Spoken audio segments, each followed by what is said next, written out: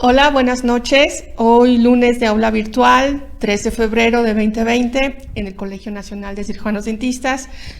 Pues hoy es un día muy especial, tan especial como nuestra invitada.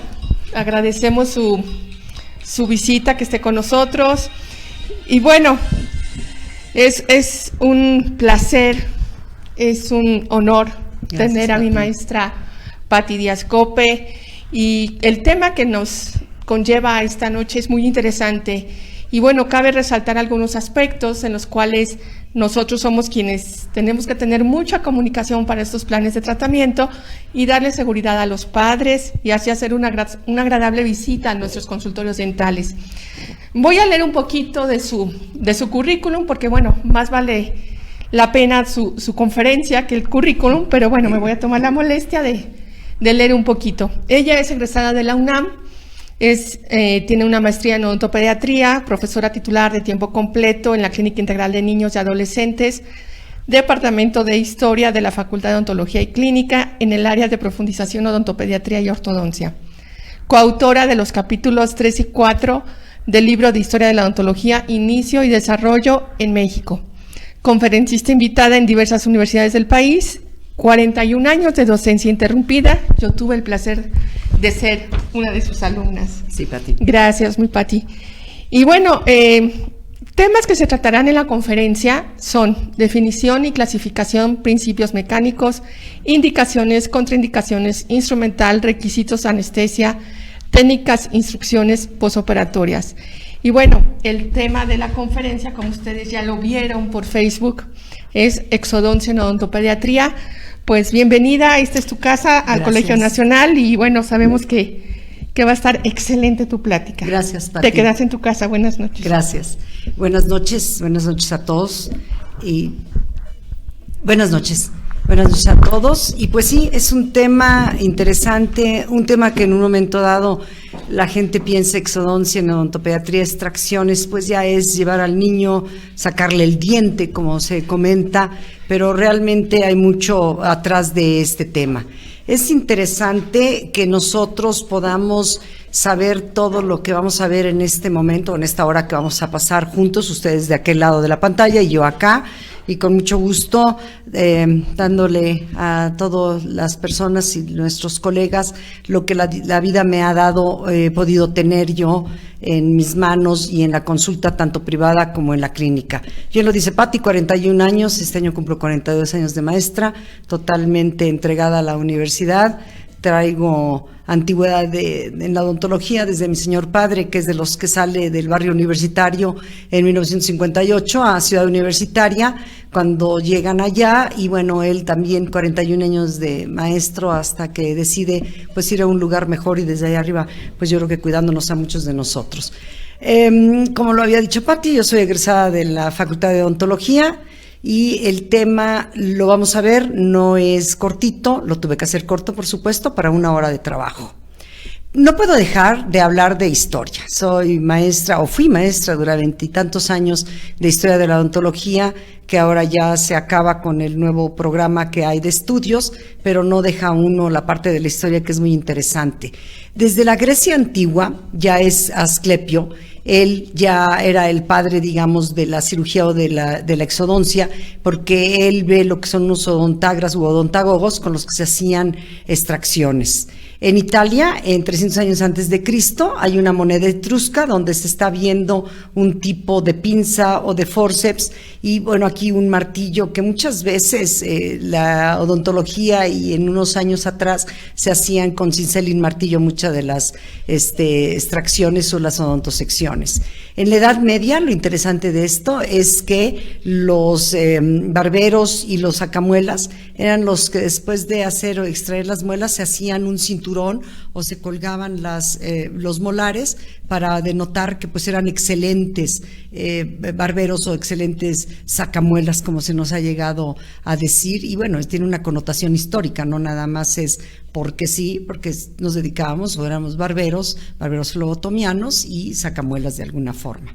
En la India, lo interesante de la India antigua, aparte de sus dos médicos, Sudruta y Charaka, estos son los forceps de la India. Si se puede ampliar la imagen para que vean, tienen bocados de animales, de fauces de animales.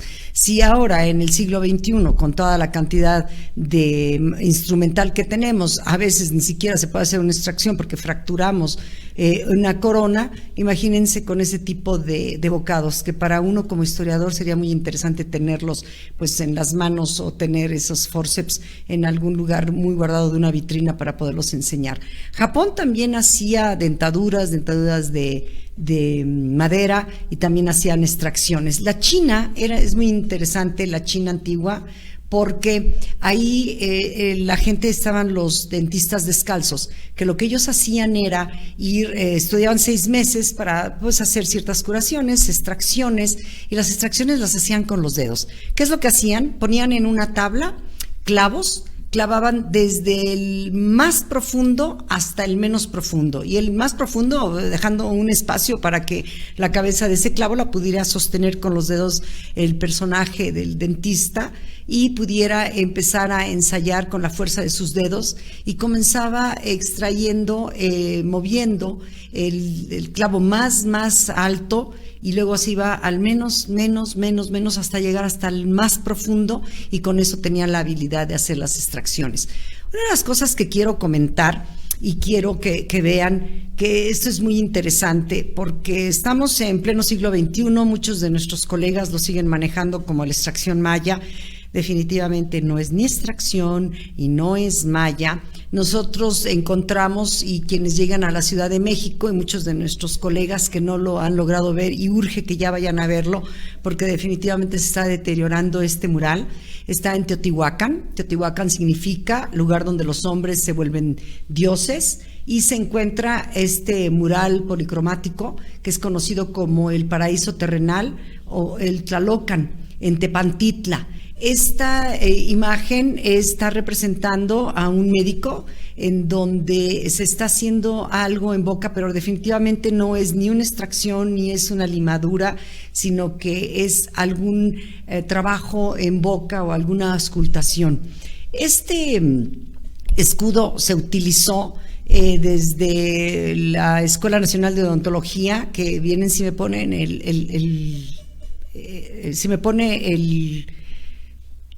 ¿cómo se llama? El escudo, por favor. El escudo de abajo dice ENO, de arriba, perdón, dice Escuela Nacional de Odontología, que viene desde el centro, y cuando llega a Ciudad Universitaria en 58, continúa hasta el año 75, que es el escudo de abajo, el que está en colores amarillos y azules, en donde ya se hace facultad en el año 75. Se siguió usando, se usaba en diplomas, se usaba en anillos, pero se deja de usar en el año 2000 porque no es odontología, no es una extracción, y se decide quitarlo. No lo decidimos nosotros como colegas ni como comunidad odontológica, sino estas cosas a veces no están en nuestras manos. Pero que quede ya claro que no es una extracción y tampoco es maya, es teotihuacana, es mexica y se encuentra en Tepantitla.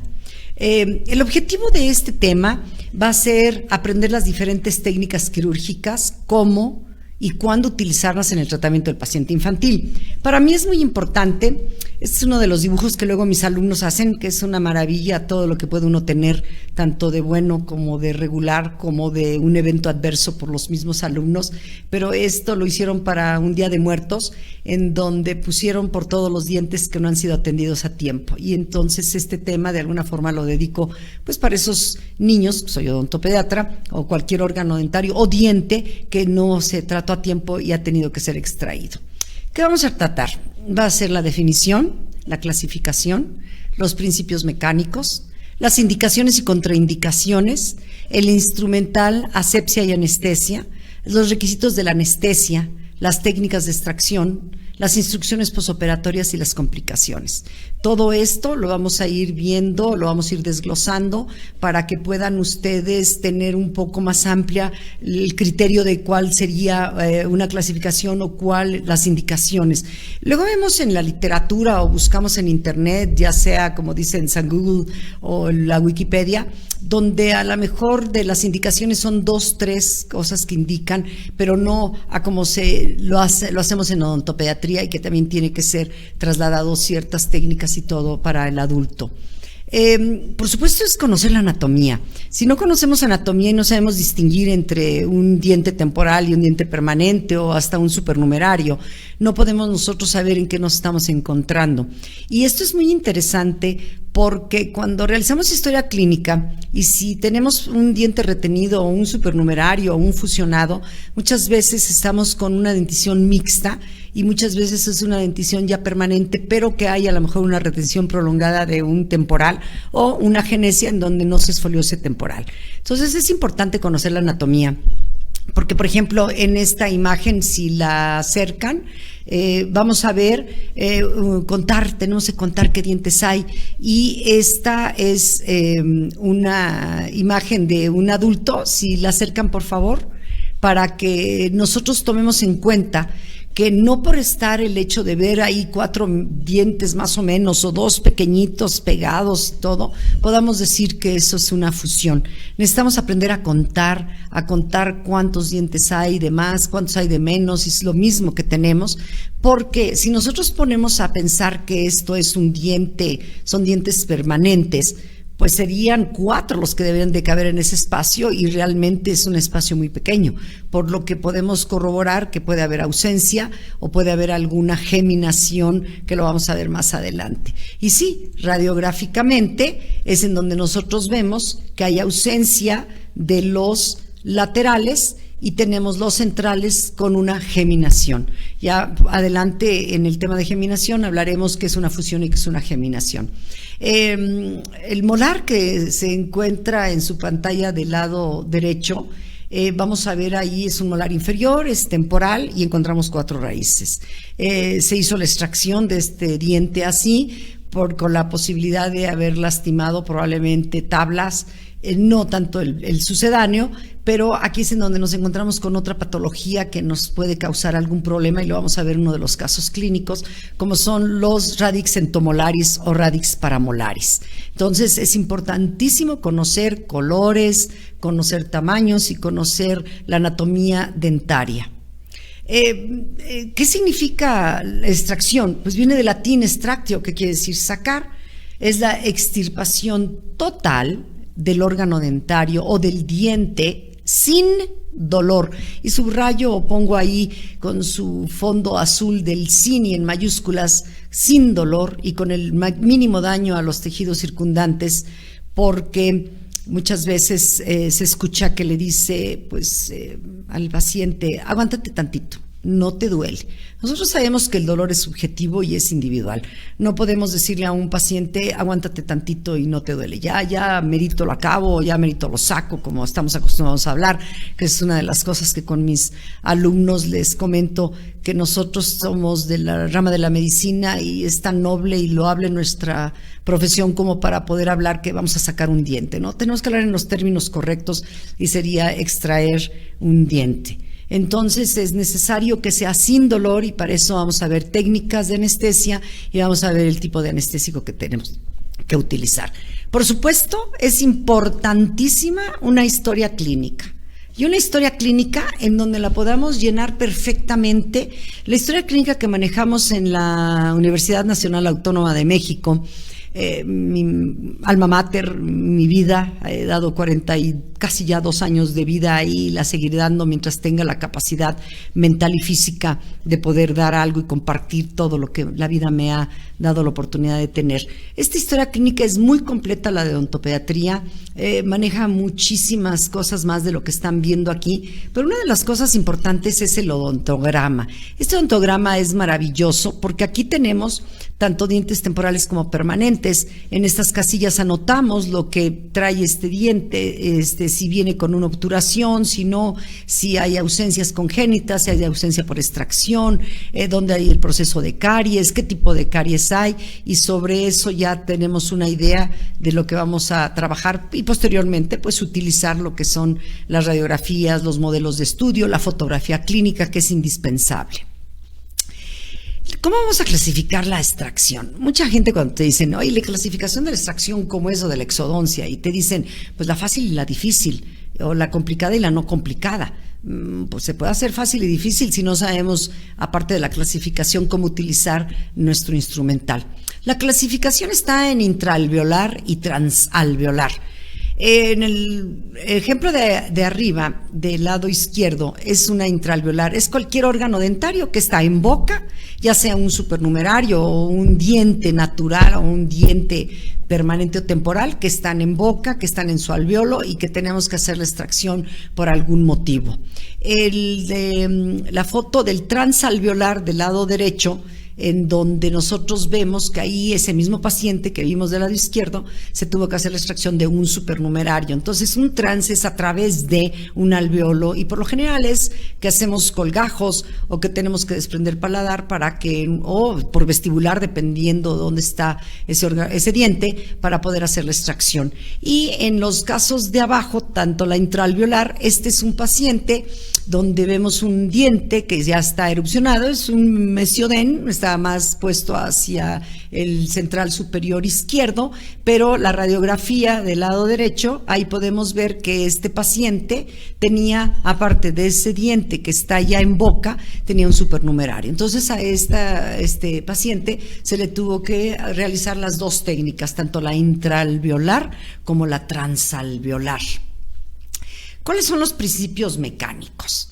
Los principios mecánicos muy importante. La expansión del alveolo, el uso de palanca y fulcro y la inserción de una cuña. La expansión del alveolo es cuando nosotros desbridamos, otra de las cosas de que utilizamos mal la palabra, por lo general te dicen debrida, no es debrida, es desbridar, ampliar más esa herida. Empezamos a desbridar y sabemos que hay un colapso de parte de lo que es hueso alveolar y entonces se hace una amplitud. Digo, esto está esquematizado y se ve muy muy grande, pero siempre hay una ruptura del ligamento, más aparte de ese hueso que se colapsa y entonces se amplía se expande ese alveolo. Después tenemos que usar el uso de una palanca y fulcro. El fulcro es el punto de apoyo y el uso de palanca son con los elevadores rectos, que también es muy importante cómo los vamos a colocar y cómo vamos a colocar nuestras manos y nuestros dedos para poder ese niño o ese adulto no lacerar tejidos circundantes, piso de boca, carrillos o cualquier otra parte que no sea el órgano dentario que necesitamos ayudar a que podamos nosotros, aparte de la expansión del alveolo, podamos tener ya la movilidad de ese diente para poder insertar una cuña, que en este caso sería el forceps, y poder hacer la extracción. Si nosotros aprendemos a utilizar los elevadores, tanto rectos como de bandera, verdaderamente es, bueno, para mí es apasionante el hacer extracciones cuando se necesitan, por supuesto. Por lo general en la clínica intentamos poder rehabilitar todo lo que ya no, pues sí, una extracción es lo ideal y después a colocar el aparato para que no tenga problemas de espacio esa criatura o ese niño. Y entonces, si aprenden a utilizar los elevadores, realmente es una maravilla. Por supuesto, hay veces que es necesario colocar un forceps para tener un buen sostén o agarre de ese diente y poder hacer una tracción sin lastimar. Esta es una de las frases que me gustan mucho, que la platico mucho donde doy una plática o con mis alumnos, donde los ojos ven lo que la mente sabe y el que no sabe lo que busca no entiende lo que encuentra. Aquí cuando en los ojos ya vemos, y hoy vamos a ver varias cosas que en muchos libros no hay. He tenido la oportunidad de tener casos clínicos maravillosos y extraordinarios que no sé, gracias a Dios llegan a mis manos y tengo la oportunidad de que me encanta tomar fotografía y tomo fotografía de todo lo que puedo y gracias a eso podemos dar un tema muy completo sin tener tanto caso clínico que tuve que quitar precisamente por el tiempo. Entonces nosotros estamos viendo que aquí la persona o el cirujano dentista está ya viendo lo que es un elevador, un forceps, lo que es un órgano dentario, todo el instrumental, y eso ya se queda en la cabeza. Eso ya nos va a ayudar a hacer también nuestras técnicas. Y es muy cierto, el que no sabe lo que busca no entiende lo que encuentra. A veces tomamos radiografías y estamos viendo alguna otra situación cuando lo que verdaderamente debemos de ver es algo más allá que no era lo que estábamos buscando. Y por supuesto no lo vamos a entender si no tenemos conocimiento de su existencia. ¿Cuáles son las indicaciones? Las indicaciones son lesión cariosa extensa e imposible de rehabilitar, y aquí voy a hablar un poquitito de lo que yo viví en posgrado cuando fui maestra de posgrado, y lo vamos a hablar cuando se vea los casos clínicos. El fracaso endodóncico. Otra de las cosas que siempre manejo es que no es endodóntico, es endodóncico. No hacemos ortodontia ni endodontia, son traducciones del inglés, es ortodoncia, endodoncia, prostodoncia. Yo no le puedo decir a un alumno, haz una endodontia, ¿no? Es endodóncico.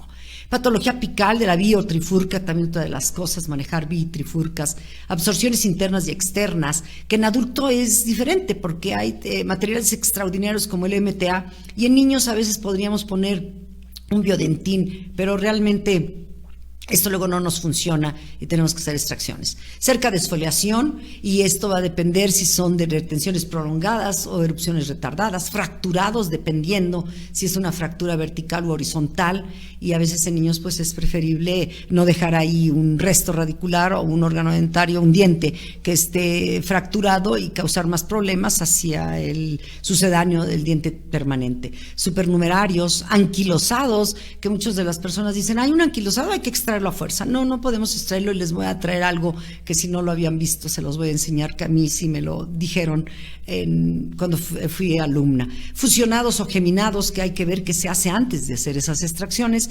Natales y neonatales, tratamiento de ortodoncia y patología periodontal. Por supuesto, el tema a todos los niños que sufren con su dentadura. Aquí pues está más que visto lo que no podemos detener esos dientes en boca, lesiones cariosas extensas, donde a veces necesitamos hacer un buen diagnóstico radiográfico, y uno de mis comentarios siempre a mis alumnos es: un diagnóstico preciso hace un tratamiento precioso. Por supuesto, del lado izquierdo, imposible ya de rehabilitar nada de esto y tenemos que ver radiográficamente. Superior del lado derecho, probablemente central, lateral, y este lateral ya no habría mucho que hacer, pero sí podríamos rehabilitar. Y les decía yo de lesión cariosa imposible de rehabilitar. Cuando yo estaba en posgrado dando clases, llega un día un chiquito con labio y paladar, que iban a hacer una segunda cirugía, y los cirujanos maxilos nos dijeron que no podíamos extraer absolutamente nada, ni los restos radiculares. Por supuesto no había procesos infecciosos, había resto radicular, pero todavía se podía rehabilitar y colocar un domo, porque lo que ellos ya no querían era que hubiera un colapso más por las extracciones. Entonces definitivamente hay que pensar cuándo sí y cuándo no, también pensando en la salud del niño. Tenemos el fracaso endodóncico. Terribles estos casos que se veían mucho antes, ya no los he visto. Gutaperchas en niños sin saber, y no creo que lo haya estudiado alguien en una universidad, porque la gutapercha sabemos que no se absorbe, y hacían tratamientos con gutapercha en dientes temporales y lo que ocasionaban para el permanente. Les digo a mis alumnos de broma que estaban queriendo hacer la conductometría real o aparente del permanente, porque se extravasó la gutapercha más allá donde está el diente permanente, y una pulpotomía pues hecha perfectamente en periodonto. Todas estas cosas debemos de cuidar porque viene un sucedáneo. La patología periapical, que más que estas fotos en donde vemos una criatura con una celulitis, con problemas severos, en donde mucho de esto es rehabilitable, otro no, y es preferible una salud general, porque la gente dice no tiene caso, hay que esperar que el niño crezca, son dientes de leche, se van a caer. No, sabemos que esto se va al cuerpo y puede producirnos problemas tanto cardíacos como en cerebro y todo, y se ha descubierto que en necropsias de adultos, muchas de las patologías en corazón, cuando mueren por problemas cardíacos, hay patógenos de boca. Tenemos absorciones internas y externas, que pues las imágenes, vuelvo a lo mismo, dicen todo y no puedo dejarlas. En esta inferior del lado derecho estamos viendo con una radiografía de las que les piden mesio y orto y disto. Yo manejo 20 grados hacia la derecha siempre para que sepan los alumnos a dónde, y uno ve si esa absorción severa que hay de la raíz mesial, pero ya en la extracción creo que es la primera vez y la única que he visto en mi vida una absorción tan severa. Sí, y no se vería aquí tanto cuando está su cara, digamos, mesial está intacta. Entonces no podemos dejar, porque vamos a producir lo que es un diente de Turner con una infección o una hipoplasia focal adamantina de los premolares. Cerca de esfoliación, pues cuando ya esos dientes no se pueden esfoliar, y no siempre porque se van o tienen movilidad los voy a extraer. Se van a extraer cuando a la masticación produzca problemas, porque se mete alimento, porque tengo problemas hasta línea mucogingival, pero necesitamos nosotros saber en qué momento lo vamos a hacer, si me produce un problema periodontal. Si no, les digo, el cuerpo es maravilloso, la fisiología es maravillosa, entonces no tendríamos por qué tocar nada de lo que el mismo cuerpo. Ahora, me está complicando por una risolisis de esa raíz, por ejemplo, en la superior izquierda, en donde voy a tener problemas. Checo para hacer esa extracción para evitar mayores problemas, o que ese permanente pues tenga una erupción más ectópica de lo que tiene. Entonces esto hay que llevarlo controlado radiográficamente. Fracturados y traumatismos. Los fracturados cuando sean verticales. Las horizontales todavía podremos llegar a hacer cosas, y dependiendo. Si es tercio medio, pues definitivamente no. Pero si en un momento dado esa sea tercio coronal, podemos hacerlo, y hacemos hasta un domo para una pulpectomía y un domo. El caso superior del lado derecho es un molar del lado izquierdo, donde el niño se golpeó la mandíbula contrario al lado derecho, hizo el golpe, y con el superior, esa cúspide de trabajo se fracturó. Fue muy difícil decidir en esa época, y es de los pacientes recién que yo salí de la profesión, y cuando uno sale recién de la maestría o de una especialidad, se come uno al mundo y quieres hacer maravillas, pero hay que pensar bien y hay que ver más hacia allá. Ya que se tomó la radiografía, y si nosotros lo vemos, pues podría uno pensar, pues sí, hago la extracción, quito este resto, puedo hacer pulpotomía y bajo bien mi corona y me queda así ajustada.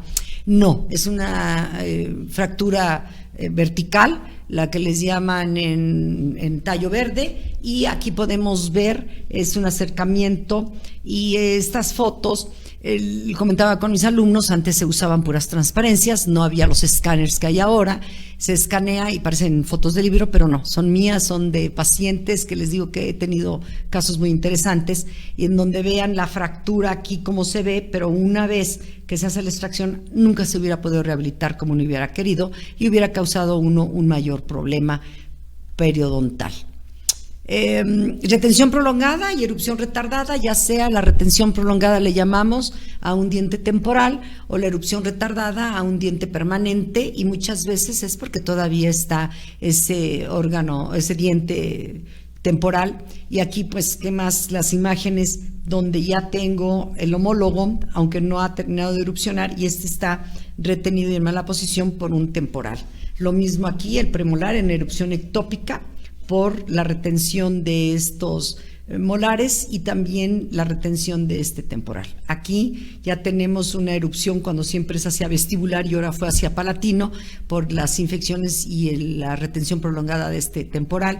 Y aquí, aparte de la risolisis, esta retención del resto radicular de un D o de un primer molar inferior. Entonces esto lo tenemos que ver mucho y radiográficamente. Una buena radiografía, no la radiografía típica que se quedan las raíces en boca, o que no salió bien corona, o que no vemos bien al sucedáneo. Necesitamos tomar buenas radiografías para poder hacer buenos diagnósticos.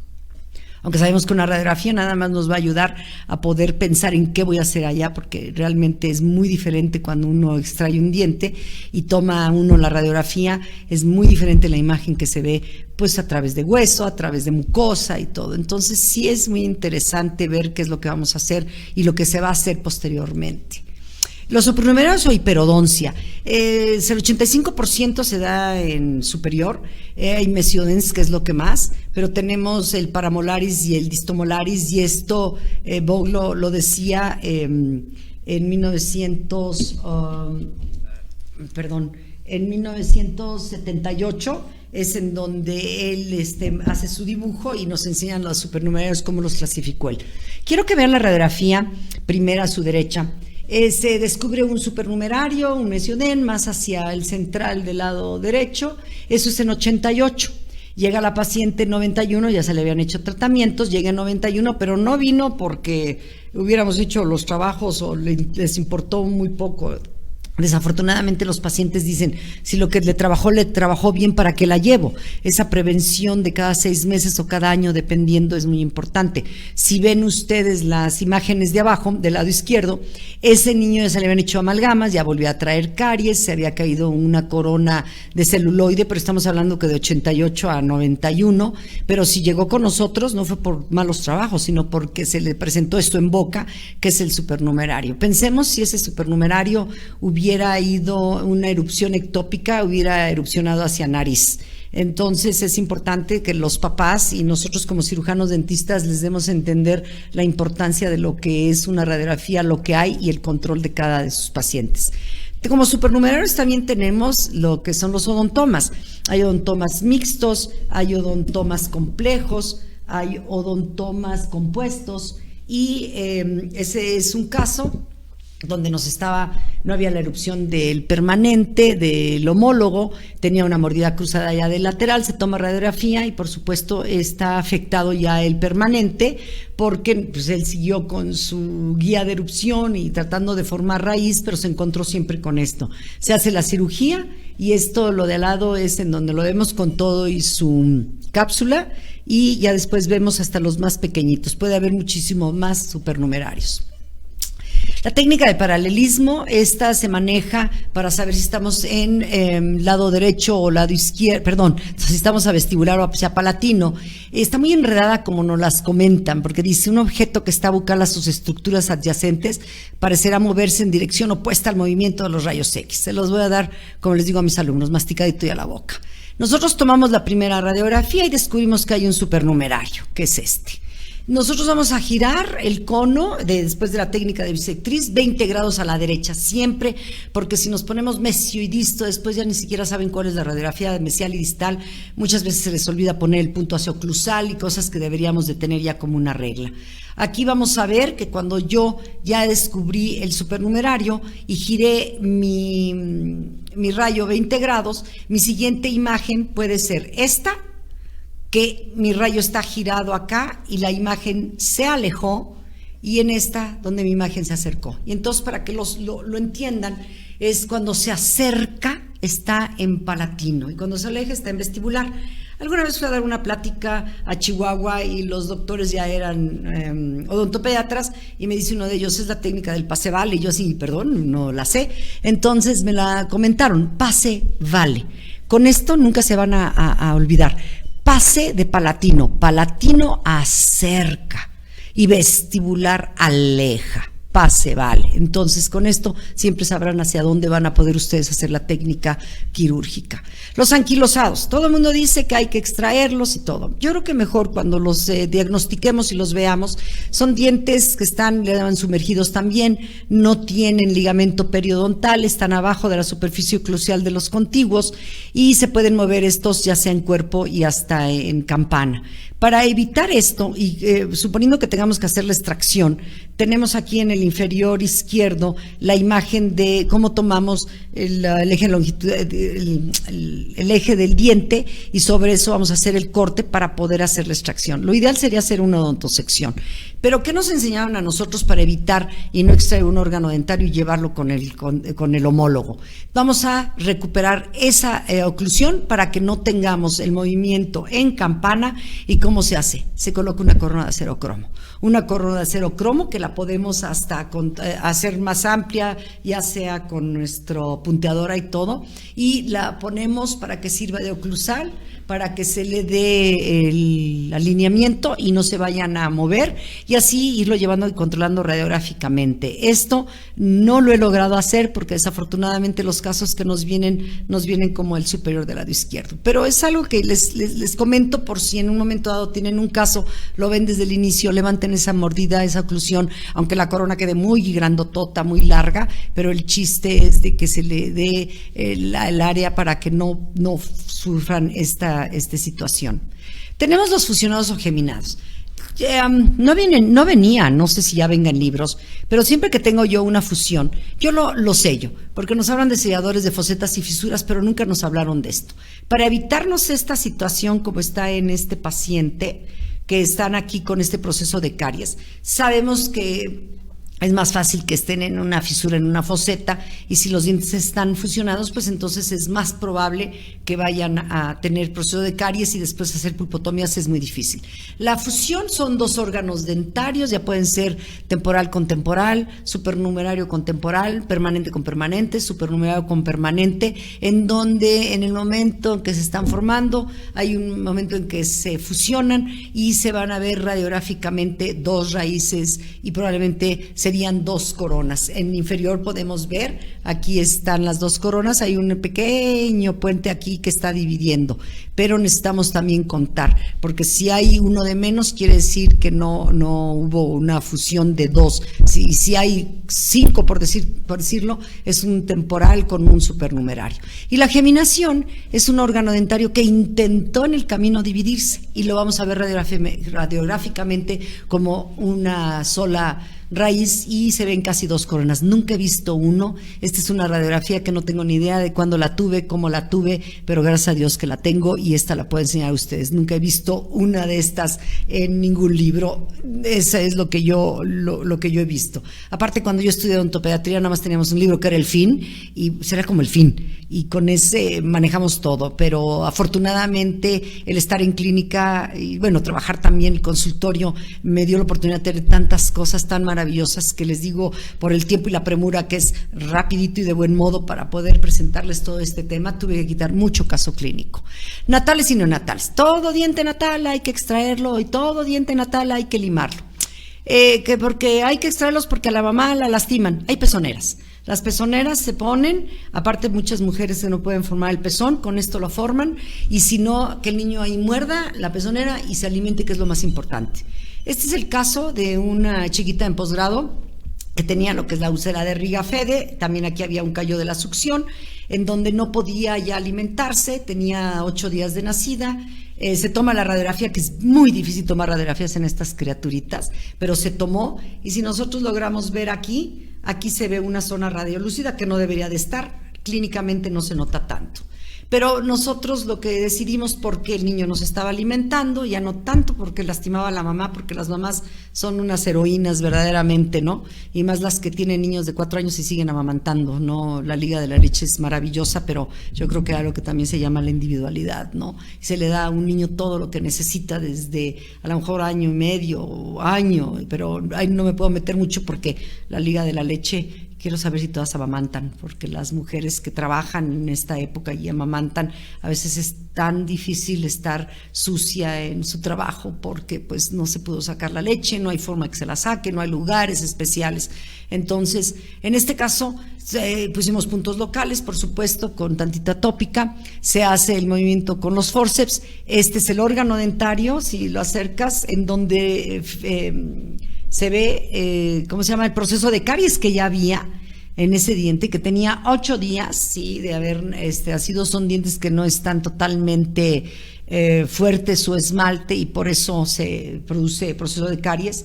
Y si vemos las radiografías, se hace la extracción, ya ven la diferencia que hay de lo que se ve en el diente con la cantidad de raíz que se ve y lo que se ve radiográficamente. Estaban sostenidos por esto, pero si logramos ver estos puntos radiolúcidos, hay caries. Si nosotros nos vamos con la idea de que hay que lijarlo para que no lastime y quitar un poco esos bordes, aquí lo único que hubiéramos hecho en este caso sería una comunicación o microcomunicación comunicación y un problema periodontal, endoperio difícil y no tanto como un flemón séptico, pero podemos ocasionarle un problema mayor a una criaturita. Esta es la boca de recién extraídos, bueno, como llegó, recién extraídos a los 7 días, y yo soy la doctora del té de manzanilla con bicarbonato. Todo lo que son problemas periodontales, extracciones, cuando hay varicelas, cuando hay a lo mejor un gingivoestomatitis herpética, se hace té de manzanilla con una cucharada de té de bicarbonato, se hacen colutorios, aparte de su higiene, y la verdad, pruébenlo, es una maravilla manejar el té de manzanilla con bicarbonato. Tenemos tratamiento de ortodoncia, que las palabras, la imagen no los dice, son dientes que se tienen que extraer, se coloca el aparato adecuado y eso ya no nos competiría. Lo que sí es que cualquier ortodoncista, así sea el novio, les mande decir por teléfono, necesito que le extraigas tal y tal diente a mi pacientito y te lo mando, así sea el novio, así sea el marido, no lo acepten, tienen que llevar una orden para que se quede dentro de la historia clínica. No se extrae ningún órgano dentario mandado por un ortodoncista si no tenemos una orden con firma y con todo. Es importante tener nuestro historial clínico perfecto. Patología periodontal, las imágenes hablan por sí solas. Esto no lo voy a dejar, por supuesto, y les digo que es maravilloso el cuerpo. Este molar sostenido con ligamento y lo que era mucosa, él estaba masticando. ¿Cómo? No le importaba, con raíces, pero estaba masticando. Luego tenemos las contraindicaciones. Realmente no hay contraindicaciones. Una contraindicación, es que es diabético y que se muera de una infección. Es que tiene problemas de displasias sanguíneas y que los problemas de endocarditis. Yo creo que las contraindicaciones es cuando uno no tiene los conocimientos o cuando uno no tiene el contacto con el médico. Aquí por una de las contraindicaciones para mí es que hacen esto enfrente de los niños y hasta de los adultos. Si nos dan miedo la inyección en una pompa, que no nos dé miedo la inyección en una boca. Entonces, por eso hay que tener mucho cuidado. Y para que nosotros podamos hacer las cosas bien, necesitamos tener la interconsulta. No sé si se puede acercar más para la interconsulta, en donde es interesante, se le mandó a la doctora y es maravilloso cuando, si se puede ver más abajo, cuando contesta la doctora, ¿se podrá ver más abajo? Donde está lo que escribió la doctora y nos pone ella, ¿no? Salvador Niño, no tiene restricciones, se sugiere manejo de profilaxis, nos dice cuánto, no toma medicamentos a nivel cardiovascular y lo más hermoso para mí como cirujano dentista, odontopediatra y que un pediatra nos haga caso es que escribe al final ella, de antemano, gracias por el interés y la atención. Esto es lo que deberíamos de hacer para que todos los pediatras estén en cuenta y en conjunto con nosotros y podamos tener estas respuestas y no como nos quedamos a veces sin poder hacer. No porque no sepamos tomar o hacer la dosis para hacer una extracción con un paciente cardiópata o algo, pero necesitamos tener este tipo de papeles y tener la interconsulta, que sea lo ideal siempre. El instrumental es que es de conocido que si no tenemos el instrumental adecuado no podemos trabajar. Estos son forceps de adulto y estos son de niño. Ya de por sí el bocado es muchísimo más ancho en el adulto que el del niño. Poner el abreboca. Ese dedo que ven ahí es de un alumno mío que por no usar el abreboca le metió una mordida al niño y cuando cierran pero terriblemente. Y entonces tiene ahí hasta un pequeño hueco del canino que le enterró. Entonces hay que usar siempre el abreboca. Y vean aquí las imágenes del lado derecho, en donde este es un forceps en un diente, es un simulacro, bueno, son domis de dientes, en donde vean lo que abarca el bocado, ¿sí? Y lo que abarcaría un bocado de un temporal. Con esto podemos hasta fracturar si tomamos una presión más fuerte. Entonces hay que utilizar el instrumental adecuado.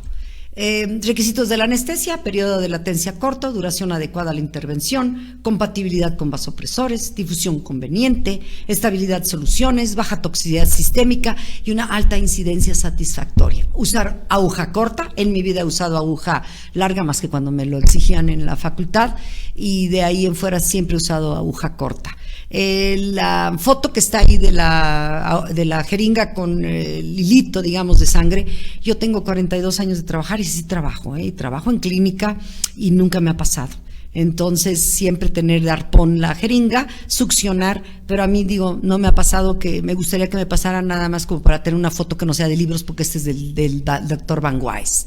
Es importante la anestesia, bloqueo del nervio, que va a ser aplicado en o cerca del tronco nervioso principal, el bloqueo del campo, la colocación en ramas secundarias del nervio principal, la infiltración local es depositario en ramas terminales del nervio, y me encanta esta imagen que viene en el libro de Hans Christian Andersen, que se llama Tante Tampine, que significa tía dolor de muelas. Esos son los monstruos que tenemos nosotros en boca y también nuestras criaturas, y las tenemos que solucionar pues con una buena anestesia y buenas técnicas de extracción.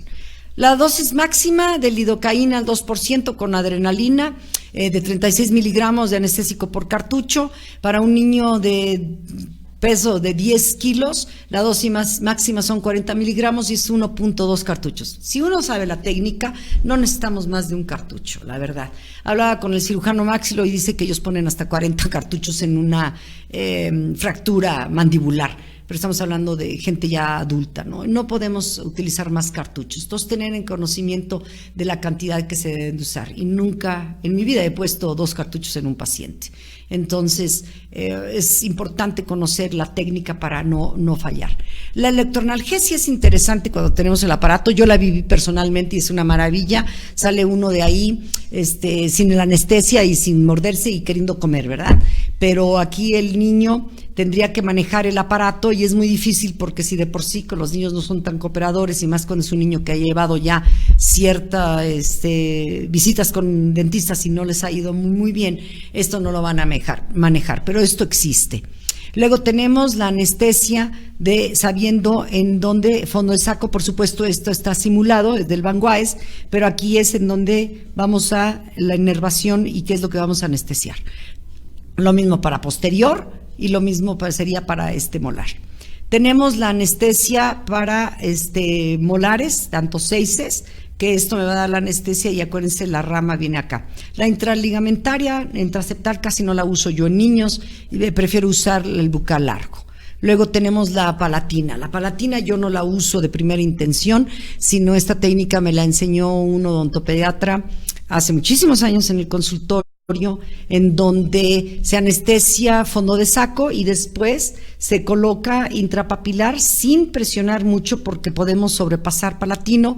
Se va dejando un poco de anestesia y si se logra ver hay una zona isquémica, y después ya entonces sí puedo yo reforzar, que es la foto de abajo. Puedo reforzar en donde aquí ya podría reforzar para hacer extracciones o a lo mejor endodoncias. Si es para colocar dique de hule, nada más pasando la intrapapilar para poner el dique de hule. La espina de Spiegel, que en niños queda más abajo de la línea oclusal, en adultos no usa la técnica de coloco, me voy a la derecha, voy a la izquierda, subo, bajo y entro. Parecemos, banderilleros, y la verdad desgarramos mucho y lastimamos, pero una buena técnica inferior de veras se trabaja maravillosamente con los niños. Las técnicas de colocación del elevador, por favor, esos dedos y esa forma de poner en el elevador, tanto para molares con los dedos, la gasa, los fórceps bien sostenidos, para que no tengamos forma de que a la hora que se haga la extracción o la tracción golpemos los superiores. Esta imagen que voy a poner me gustaría que la ampliaran. Vean la forma en tomar el elevador. Se hechiza, la acabo de hacer para el tema, pero lo vi en un PDF.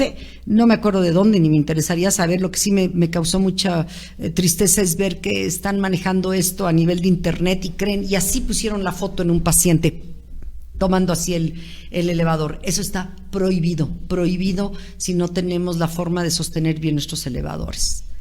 La técnica para los superiores, nos hablan de que primero se tiene que ir hacia nuestro movimiento, lo tenemos que hacer primero hacia palatino y luego hacia vestibular, porque si lo hacemos primero hacia lo que es vestibular, podemos llegar a romper, a fracturar la raíz. Desafortunadamente nunca nos llegan dientes para extraer completos, solamente que fuera en algún caso pues extremo, y no nos llegan. Siempre nos llegan restos radiculares o nos llegan procesos de caries. Aquí tenemos una fenestración en donde ya ni siquiera hay hueso como para poder pensar en que si hago yo ese movimiento, y aquí podemos hacer los movimientos rotatorios, como dice la imagen de arriba, en donde extracciono primero hacia palatino para que mi raíz se vaya hacia vestibular, luego hacia vestibular para que se vaya a palatino, movimientos circulares y la tracción. Este es un caso clínico. Este paciente ya tiene el central del lado izquierdo, está retenido tenemos que ayudar a que erupcione, se va a desbridar y con el puro elevador se hace la extracción y tenemos que tomar radiografía para ver que al final no dejemos absolutamente nada. Ninguno de mis alumnos hace una extracción sin que al final tengamos una radiografía. Este es un caso clínico de una fractura, pero en superior, también vertical.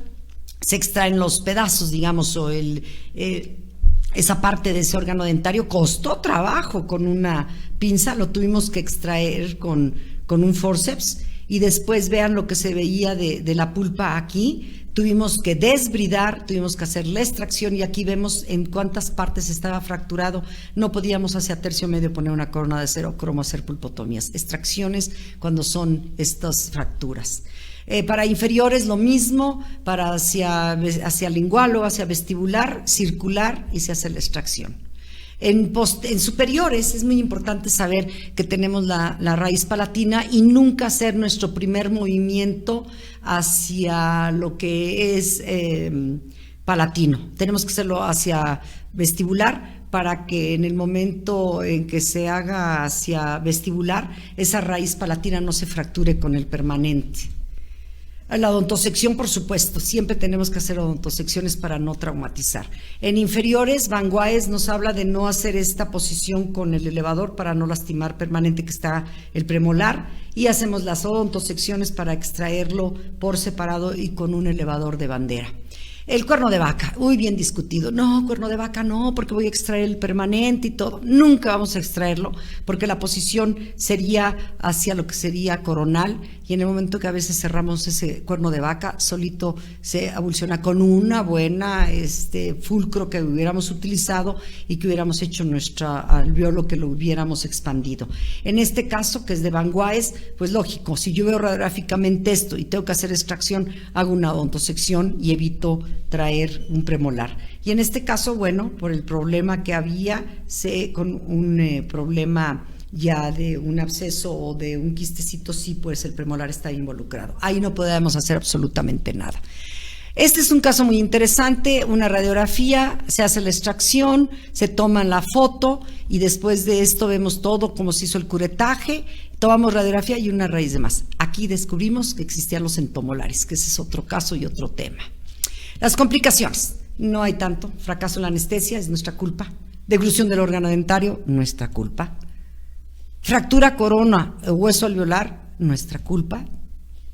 Dislocación del adyacente, perdón, pero es nuestra culpa todo esto. Si no sabemos poner nuestros dedos, sostener mandíbula, poner nuestras gasas, la utilización de esos elevadores, el mismo forceps, que al no desbridar y no ampliar esa herida, lo ponemos más abajo y lastimamos tejido. Fractura del antagonista adyacente, cuando hacemos movimientos tan fuertes, cuando vamos a hacer la tracción, si no tenemos bien nuestra mano, sube ese elevador y fracturamos el adyacente o el antagonista. Desplazamiento del órgano dentario a tejido blando cuando utilizamos más esos elevadores. Fractura mandibular, es muy difícil el niño, pero tenemos que checar que hay niños que tienen a veces cáncer y tienen radiaciones, y entonces pues todo eso tenemos que tomar en cuenta. Extracción de germen sucedáneo es muy difícil a menos de que no hayamos tomado una radiografía y esas raíces sí estén involucrando o abrazando al germen sucedáneo. Hemorragia excesiva, tenemos que checar. En niños es muy difícil, la verdad nunca he visto un problema de una hemorragia ni nada. En adultos sí un poco, pero para eso tenemos que dejar un paciente libre de un sangrado para que pueda ir a su casa. Daño a tejido blando, lengua, carrillo, piso de boca, eso también es debido a nosotros. Y el dolor postoperatorio, tiene que haber dolor, no de 24 horas, de 72, pero es lógico que haya ahí algo, porque se hizo una herida, porque se rompió tabla, porque te empieza a cicatrizar. Pero el dolor postoperatorio no debe existir si nosotros seguimos todo nuestro manejo. El trismus, pues sí es colocado, el trismus es por nosotros si no usamos el abreboca y nos recargamos. Instrucciones postoperatorias: señora, lleva el labio y lengua dormidos, no succionar con popote, no hacer buches. Lo que más me encanta de esto es que siempre les digo a mis alumnos que antiguamente, y digo antiguamente porque ahora ya no se vende la leche como se vendía, menos que en las rancherías, llevaban las botellas, las vaciaban, nos ponían las mamás a hervir esa leche y ahí nos tenían, muévela y muévela y muévela, siempre viéndola para que no se fuera a caer. Nada más nos volteábamos para decirle algo a la mamá y ¡shum!, se oía cómo se caía la leche. Y lo mismo sucede con los niños. Puede estar uno encima de ellos, no te muerdas, no te muerdas, volteas y cuando viste ya traen el labio de este tamaño. Eso necesitamos siempre dar instrucciones postoperatorias. Aquí en este caso, este paciente hace muchos años se dejó poner el recordatorio de cuidado, llevo mi lengua y mis labios dormidos, se los puse en la nariz, pero son de mis pacientitos con los que termina uno siendo muy lúdico para poder ser odontopediatra. Y mis conclusiones sería la realización de una historia clínica y un plan de tratamiento. Importante conocer el tipo de anestésico, manejo adecuado del paciente, instrumental y técnicas. Pero lo más importante, y que quede claro, que no porque el niño se deja, sé trabajar odontopediatría. Y si no se deja, le hago anestesia general. Y si no se dejó, lo mando con odontopediatra. Habemos gente que nos dedicamos a esto y nos hemos pasado años y años y años estudiando y viendo la mejor forma de tratar, y de la parte psicológica y la parte física de una criaturita. Y lo más importante para mí es que no es un adulto chiquito, es un niño con sus necesidades. Y quiero terminar con esta frase de Mirko Badiale que me encanta, en donde aquí a este niño se le hace la extracción. En la clínica una de mis alumnas nos hizo la casa del ratón Pérez, compré los ratones, al niño estaba escribiéndole su carta, la echó por la chimenea, y que quede muy claro que siempre en cada niño se debería de poner un cartel que dijera: tratar con cuidado, contiene sueños. Pues no me queda más que darles las gracias a los que están allá. Gracias, colegas, gracias por haberme escuchado, y espero que esto les haya interesado y haya sido bueno para ustedes y aprendido mucho. Muchas gracias, buenas noches.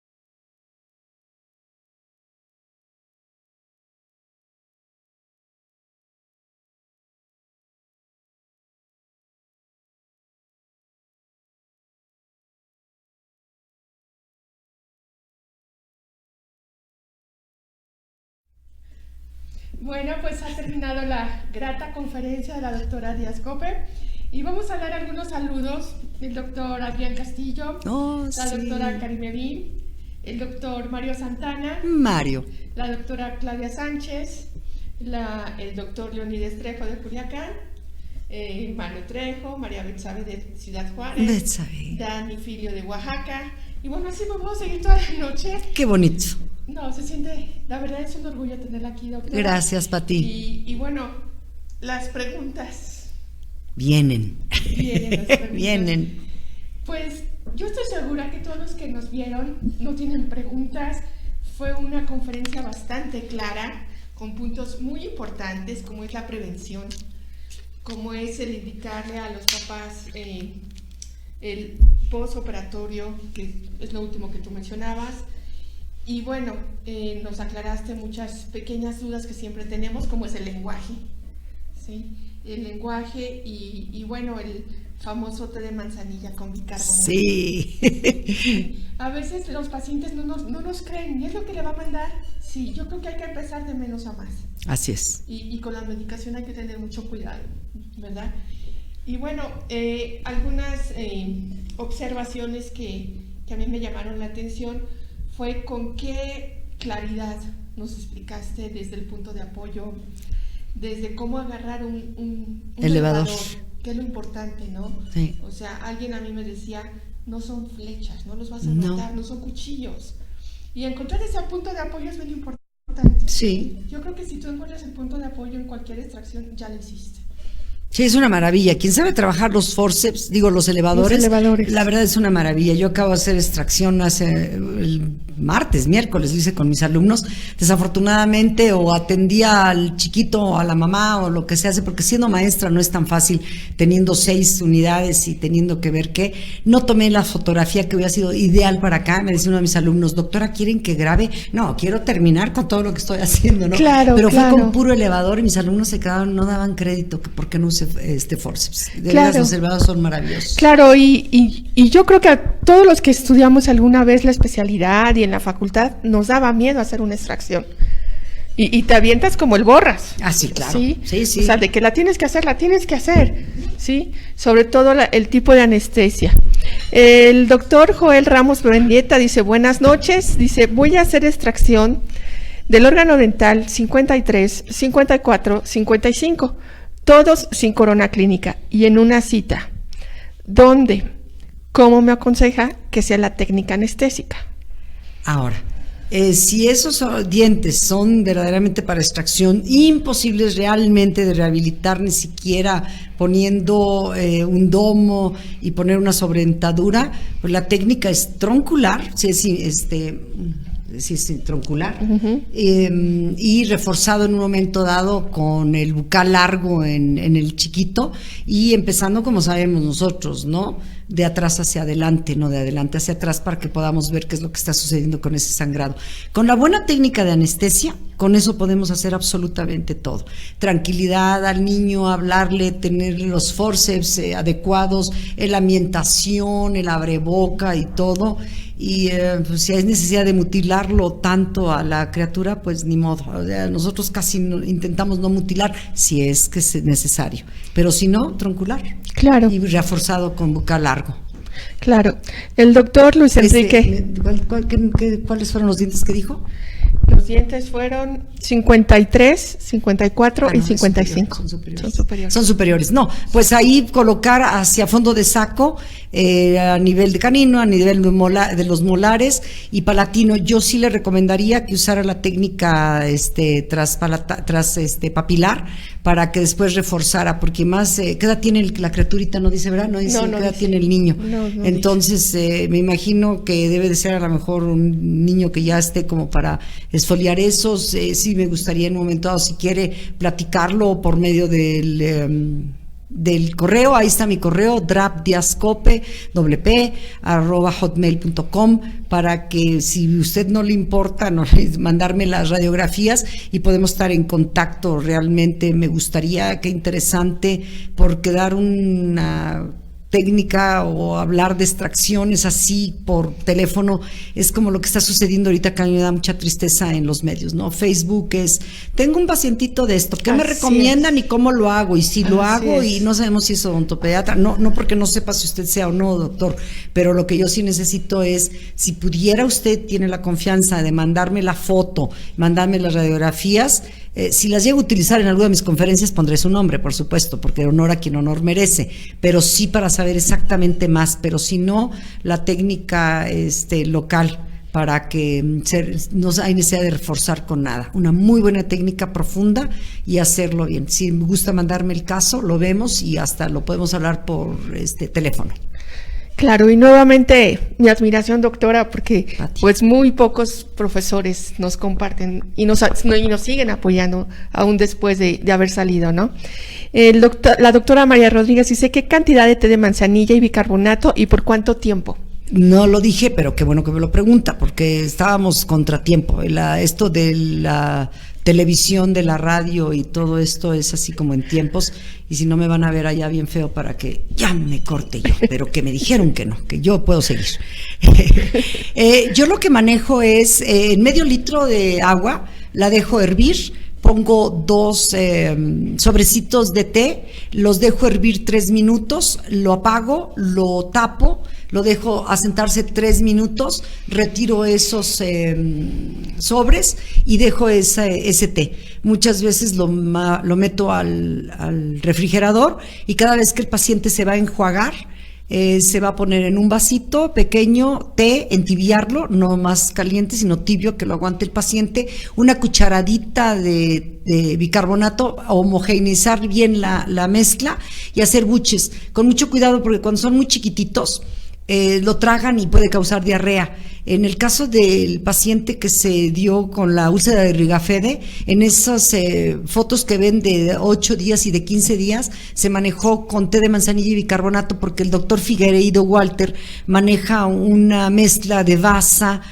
pero no me gusta, ya está en desuso la violeta de genciana, pero aparte lleva anestésico, y lo que sabemos es que mientras menos medicamento y anestésico local pongamos en un niño es mejor. Pero entonces el de manzanilla, medio litro, 2 sobres, dejarlo, y cada vez que se use, entibiar esa agua y ponerle la cucharadita de bicarbonato. Gracias, doctora. Otra pregunta dice, ¿es recomendable la articaína en niños? Yo no me gusta meter casi nada de cosas que vengan con otro tipo de químicos. Este té de manzanilla y bicarbonato lo manejo porque mi señor padre fue cirujano maxilofacial y yo escuchaba mucho que él hablaba siempre del té de manzanilla y bicarbonato. Está como cuando los niños empiezan a tener erupción de los dientes y empiezan con la comezón o el dolor y mandan en Enedent y todas estas cosas. Podemos producir más problemas que si lo usáramos con una zanahoria bien limpia o hasta pelada, dura, chiquita, sin que se vaya a atragantar el chiquito si muerde ese pedazo, esa punta, o una cebollita de cambray. Yo no meto ningún otro medicamento que no sea té de manzanilla o a lo mejor caléndula. Y la caléndula en la homeopatía y a nivel, ¿cómo se llama?, de líquido, pero no meto más cosas. Ok, la doctora Diani Soria Ripalda dice, un niño de 9 años erupcionando la pieza 25, se ve por vestibular, pero la 65 está ahí, doctora. ¿Procedo a la exodoncia del temporal?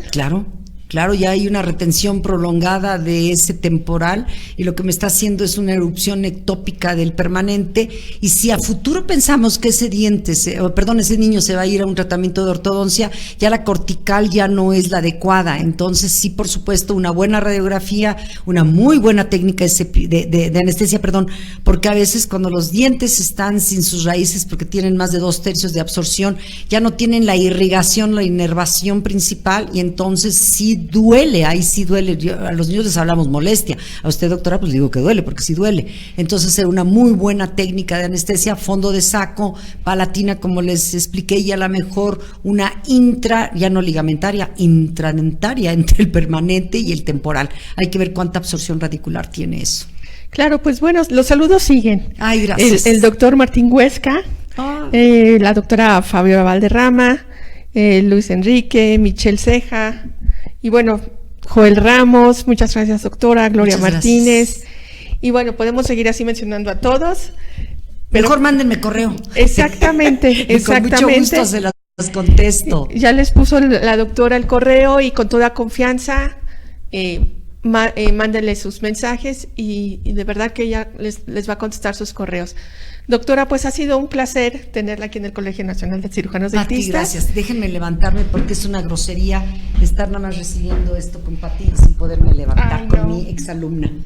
Gracias, te quiero mucho, ya lo sabes. Gracias. Te admiro como maestra y de verdad te agradezco mucho que aún saliendo nos sigas apoyando. Gracias, Pati. Sí. Gracias, buenas noches a todos. Gracias. Buenas noches, y pues los esperamos mañana en Martes de Café, y la próxima semana tendremos otro programa muy interesante en el aula virtual del Colegio Nacional de Cirujanos Dentistas. Buenas noches.